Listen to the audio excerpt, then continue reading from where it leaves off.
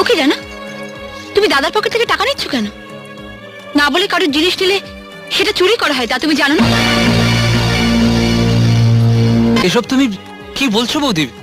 তুমি এবারে নিয়ম কানুন জানো না তাই কথা বলছো। চাইলে দাদারা বকবে, যখন যেটা প্রয়োজন সেটা না চেয়ে নিয়ে নিতে বলে দাদারা। সত্যি আমি এবারের অনেক নিয়মই জানি না, কারণ আমি এবাড়িতে নতুন এসেছি। তোমার দাদারা তোমাকে বিশ্বাস করতে পারলেও আমি এত তাড়াতাড়ি পারবো না। এখন তুমিই বলো, আমি যদি দেখি তুমি না বলে দাদার পকেট থেকে টাকা নিচ্ছ, তাহলে আমি তোমায় কি বলবো?